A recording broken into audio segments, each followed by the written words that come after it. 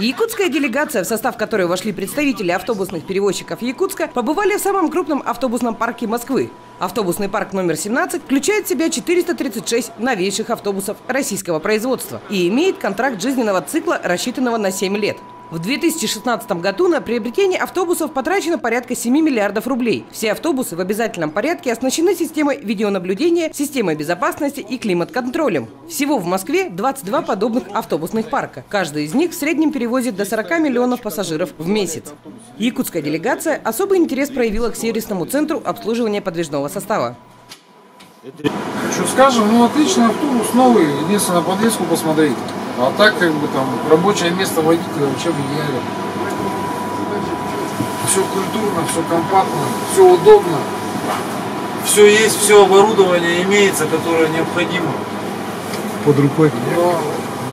Якутский дивизион автобусы группы ГАЗ пообщались на тему, какой вид автобуса устроит наших горожан и выдержит наш суровый северный климат. Одно явно. Нам нужны просторные светлые автобусы, отвечающие запросам всех категорий граждан и требованиям правил перевозки. Дивизиону группы ГАЗ есть что нам предложить, а нам есть чему поучиться у столичного перевозчика. При создании контракта жизненного цикла основная задача стояла – это обслуживание населения, обслуживание жителей и гостей столицы, поэтому здесь максимально были внедрены и как в подвижной состав, также и в сервис параметры, которые необходимы были их выполнить.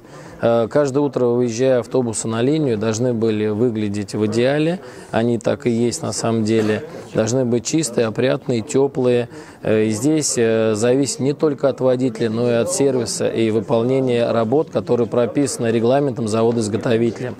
Поэтому в комплексе, чтобы это работало, здесь задействована как эксплуатация, так и сервис основное. Почему? Потому что если автобусы исправно работают 365 дней в году, всего лишь находясь на сервисе порядка 10-12 дней за год на регламентных работах, естественно, что он исправно работает на линии, он теплый, он светлый, в летний период он оснащен с климат-системой оборудования, поэтому пассажир готов в него идти, готов платить за проезд и чувствовать себя с комфортом в этом автобусе.